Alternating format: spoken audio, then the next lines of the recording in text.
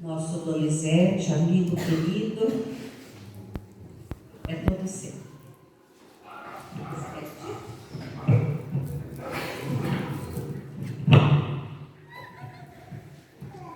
Boa noite a todos.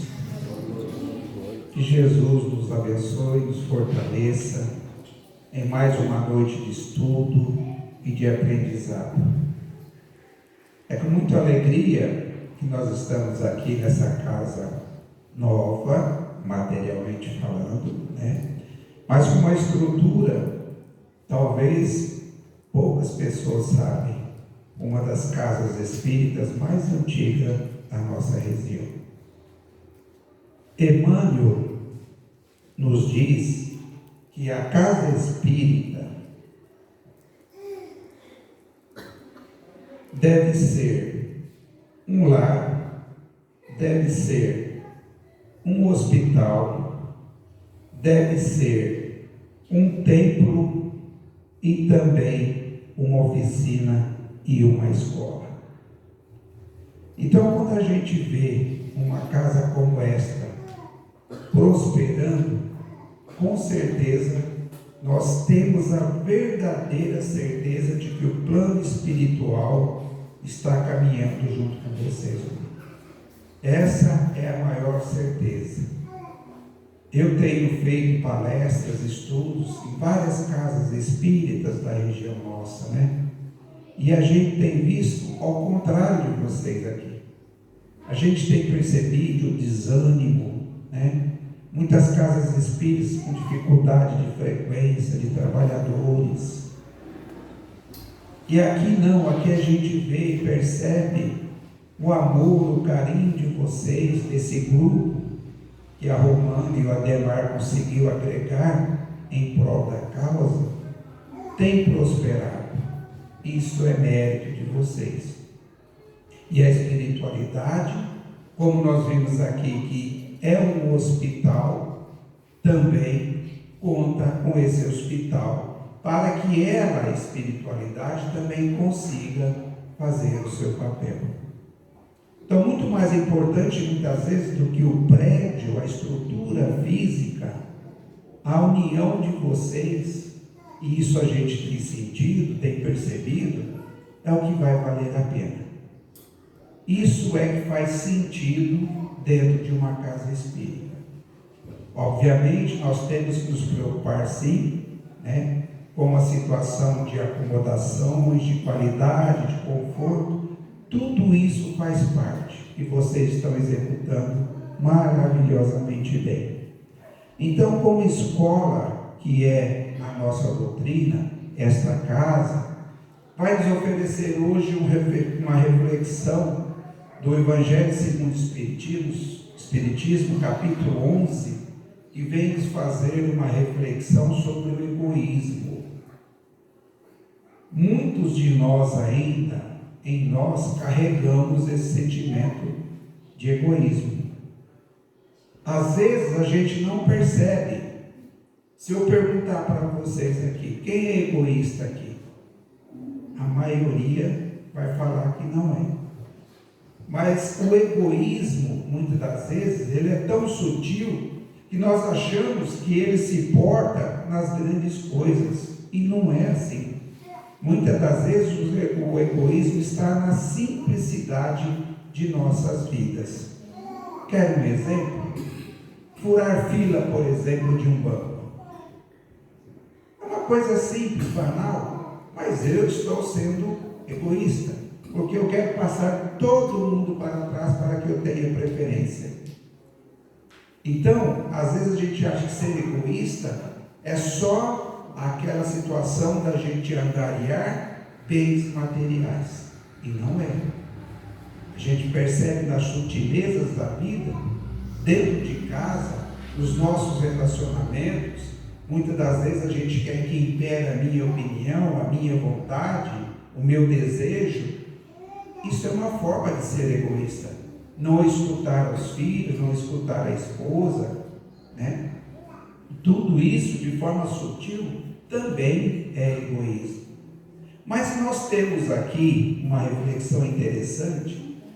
Se eu perguntar para nós todos, Qual é a característica fundamental do egoísta? O que ele quer? Tudo para si. E se puder juntar e não dividir com ninguém, melhor ainda.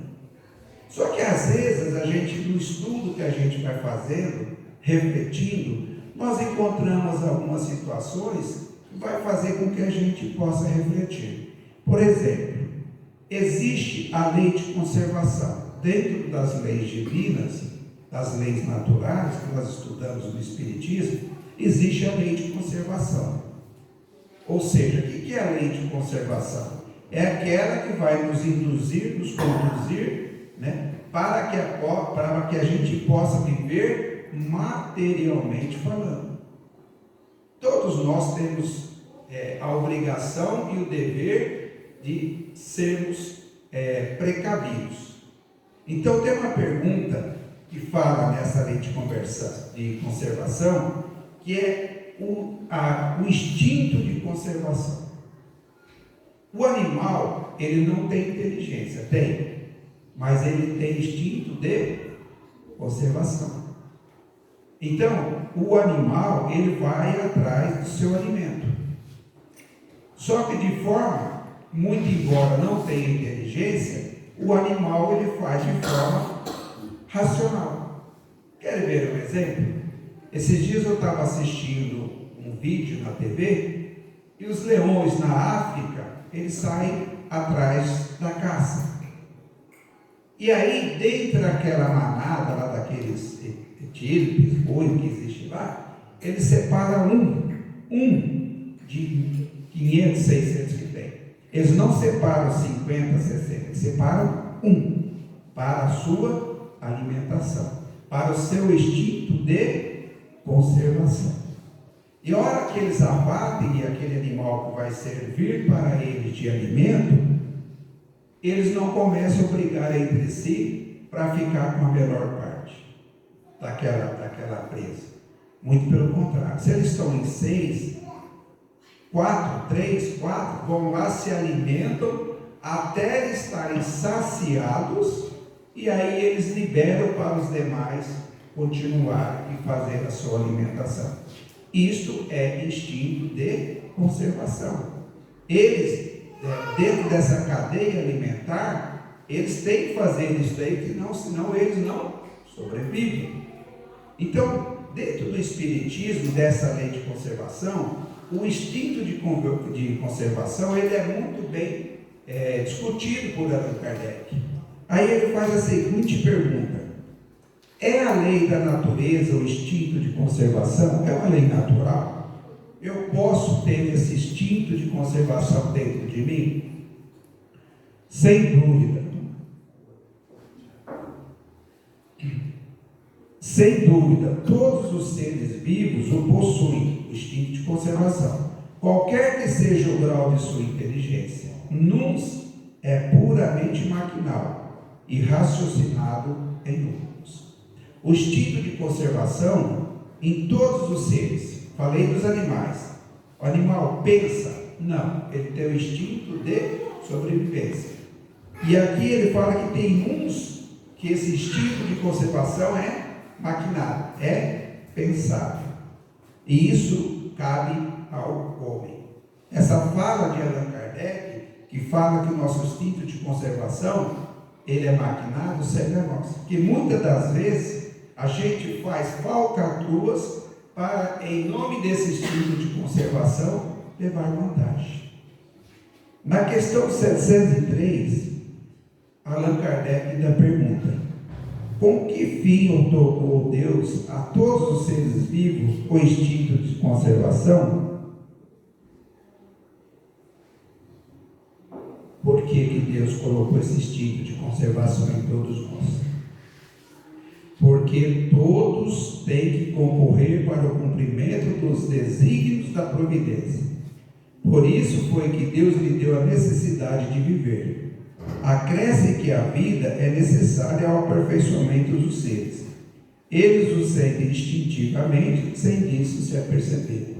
Quando Deus criou essa lei do instinto de conservação, Ele vai fazer com que nós, ao desenvolvermos esse instinto, nós vamos estar contribuindo com os desígnios da providência.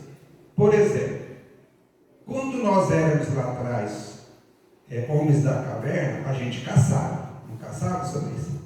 A gente lá atrás, a gente caçava. Mas qual era a forma de caçar naquela época? Era um pedaço de pau, você saía atrás do animal e abatia o animal. Aí ele sentia fome, o instinto de conservação falava assim, ó, eu estou com fome, se não comer eu vou morrer. Pegava um pedaço de pau, aí ele ia atrás do animal e abatia o animal. Só que aí ele começou a perceber, esse homem lá atrás, que estava muito difícil de ele abater um animal, um pedaço de pau. Aí ele começou a pensar, eu preciso fazer algo que seja diferente, que facilite a minha caça. Então aí a gente começa a perceber que através desse instinto de conservação, o homem começa a contribuir com o desenvolvimento. E estamos até hoje, né? O problema maior é que nós vamos ver mais para frente o que acarreta o acúmulo desse instinto de conservação. No Livro dos Espíritos, na questão 922, Allan Kardec pergunta: a felicidade terrestre é relativa à posição de cada um. O que basta para a felicidade de um constitui a desgraça do outro. Haverá, contudo, alguma soma de felicidade comum a todos os homens? Ou seja, qual é a medida de felicidade para nós? É termos muito? É sermos ricos? É sermos afastados? Qual é a medida de felicidade para nós? E a resposta é bem simples e objetiva. Com relação à vida material, nós precisamos da posse do necessário. Com relação à vida moral, a consciência tranquila e fé no futuro. Ou seja, quando Allan Kardec faz esse questionamento, os espíritos respondem que a posse do necessário é o que nós devemos manter como meta em nossas vidas. Eu faço uma pergunta para vocês: qual é a minha necessidade? Qual é a sua necessidade? Qual é a necessidade dele? Percebe como que é ainda complicado a gente entender isso ao pé da letra? Porque tem gente que se satisfaz com um par de sapato, dois. Aquela mulher presidente do Peru, há anos atrás, ela tinha 600 pares de sapato. A necessidade dela para ser feliz era 600 pares de sapato. Senão ela não era feliz. Percebe como que é difícil a gente dimensionar? E aí a gente tem que tomar muito cuidado e, segundo os benfeitores, nós não podemos levar ao pé da letra, muitas vezes, aquilo que está escrito. Então nós temos que avaliar, cada um de nós temos que avaliar e ver que realmente a posse do necessário é aquilo que não necessito ter de supérfluo. Não necessito ter. Eu posso ter um carro? Posso. Mas eu quero 5 carros. Por que 5 carros? Eu não sou transportador, não tenho ponto de táxi. Percebe? Eu quero ter 50 camisas. Para que 50 camisas? Se você não vai usá-las dentro de um mês. Então essa posse do necessário, muitas das vezes, é que nós temos que tomar muito cuidado para que isso não venha prejudicar o nosso crescimento espiritual. E muitas das vezes, quando a gente faz essa campanha, nós fazemos, vocês devem fazer também, né, Romano, de recebimento, de fazer um brechó, alguma coisa, a pessoa às vezes vai lá no guarda-roupa, ele pega aquela pecinha que está mais surrada. Aquela que de repente temos que levar lá para o centro, na nossa casa, isso a gente faz, costurar, consertar para poder colocar à venda. Por quê? Porque a criatura ainda, nós estamos na condição ainda de muito apego aos bens materiais. Muito apego. Então essa posse do necessário, nós temos que sempre estar lembrando: o que me basta, O que me basta é aquilo que eu preciso para viver. Passando disso daqui, eu já começo a entrar no campo do supérfluo. E como diz a mensagem lá no começo, muitas das vezes aquilo que sobra para mim, volta para o outro. Então esse é o raciocínio que a gente tem que ter referente à posse do necessário. Né?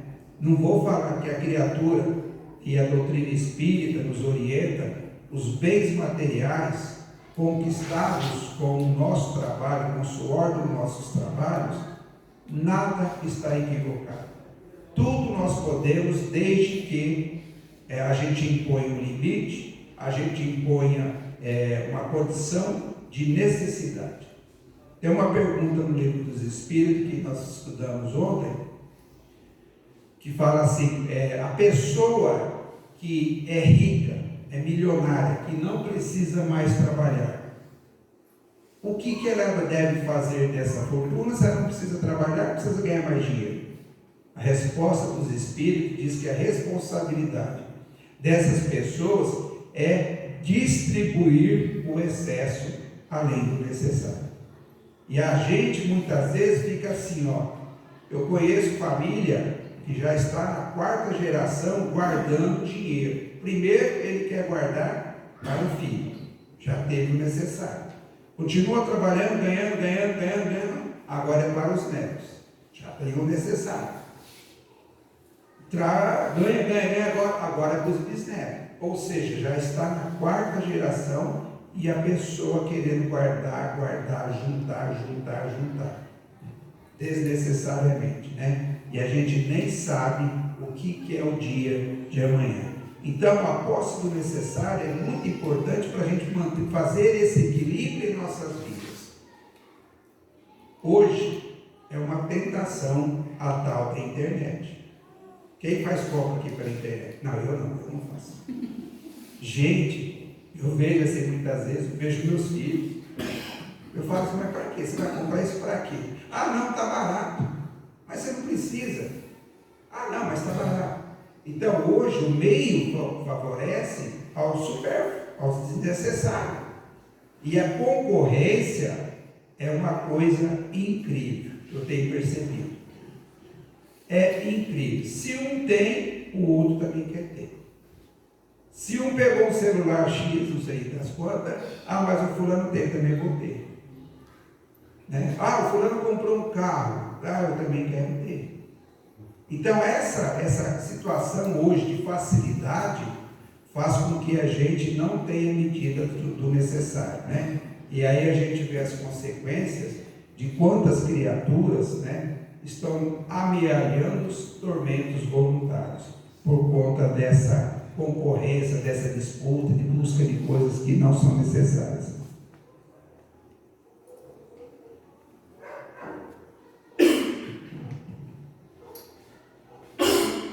Dentro desse raciocínio da posse do necessário, tem a parábola do rico insensato, que está lá no Antigo Testamento, em Lucas 12:13. Diz assim a historiazinha, bem sintetizada.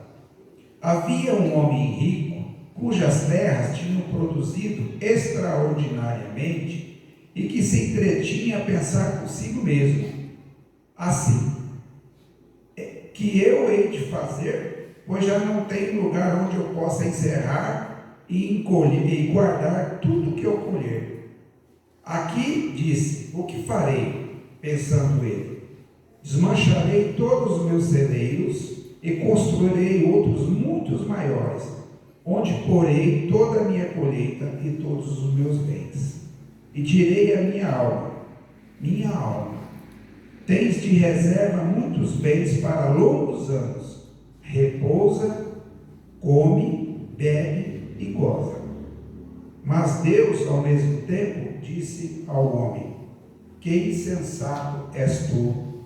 Esta noite mesmo tomar-te-ão a alma, para que servirá o que acumulastes.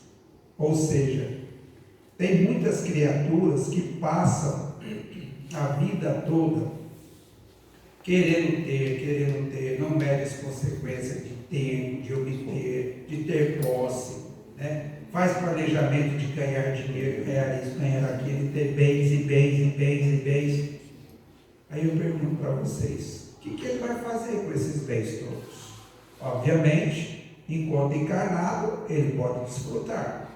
Mas e depois que ele desencarnar, como está aqui na mensagem do rico insensato? O rico pensava que ele estava feliz, que ele ia viver mais 300 anos abastecido com as colheitas que ele tinha.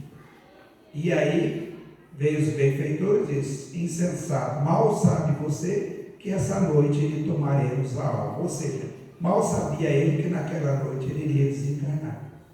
Então o apego aos bens materiais, muitas vezes atrapalha o nosso crescimento espiritual. E a gente passa uma vida toda querendo conquistar, querendo ter aquela agonia, para que no final de vida, muitas das vezes a gente causa até problemas. Sabiam disso?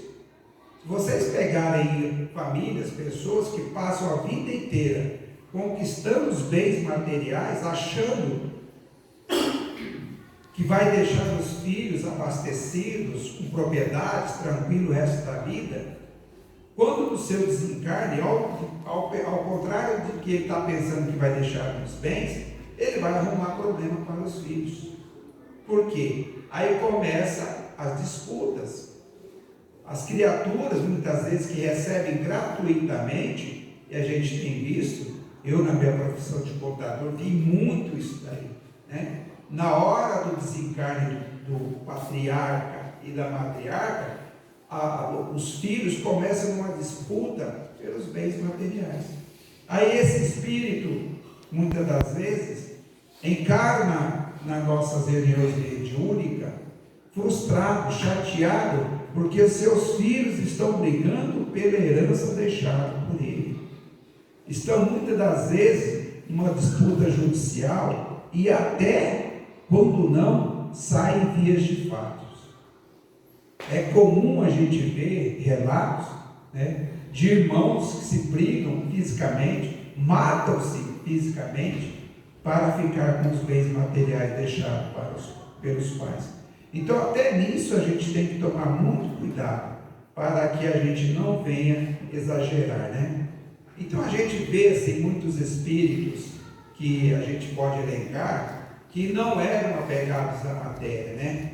Criaturas que passaram pela terra e vivenciaram os ensinamentos de Jesus. Sempre os mesmos, né? Sempre os mesmos. Madre Teresa de Calcutá. Não tem outro meio, né? Irmã Dulce, Chico Xavier, eles fizeram das suas vidas um exemplo de que Jesus pedia do desapego material.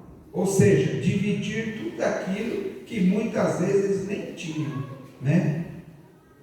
Ellen Horne é o fundador de uma empresa chamada Cirela. Quando eu fiz esse estudo há 2 anos atrás, ele tinha 73 anos. Hoje ele está com 75 anos. Ele doou 60% da sua fortuna para uma instituição de caridade. 60%. 60% de 100 reais não é nada. Agora 60% de bilhões de dólares é muita coisa. Bill Gates fez a mesma coisa. Bill Gates doou 10% da sua fortuna para os filhos. 10%. Os 90% ele doou para a Fundação Bill Gates, para ajudar as pessoas. E a frase dele que mais me deixa assim, inculcado para que a gente possa alcançar, e esse é o objetivo nosso, né? Alcançar esse nível de consciência. Bill Gates diz assim, ser feliz é ajudar alguém a comer, é salvar a vida de outra pessoa.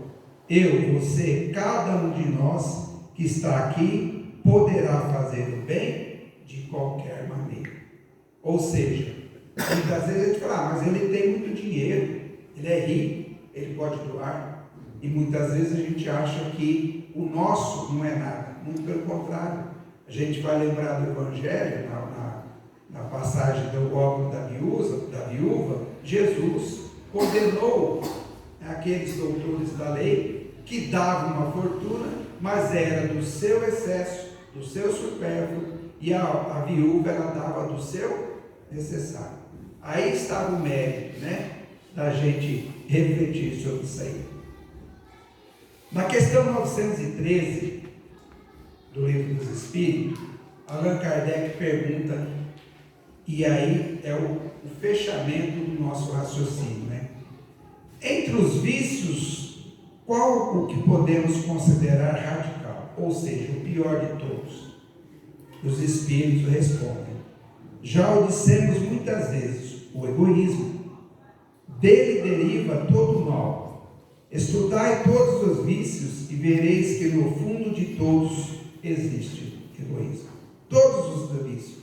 Se a gente analisar friamente, é embutido o egoísmo. Por mais que luteis contra ele, não chegareis a extirpá-los, enquanto não atacardes pela raiz, enquanto não lhes houver destruído a causa. Então, o que eu estava falando aqui agora é assim: se nós temos esse sentimento, que você começa a perceber que você tem uma preponderância do egoísmo nas suas atitudes, nós não vamos conseguir mudar se a gente não atacar o problema. Ou seja, veja o porquê você é egoísta. E aí você começa a modificar as suas atitudes para que esse vício seja extirpado da sua vida, né? Que todos os vossos esforços tendam para esse fim, porque nele se encontra a verdadeira chaga da sociedade.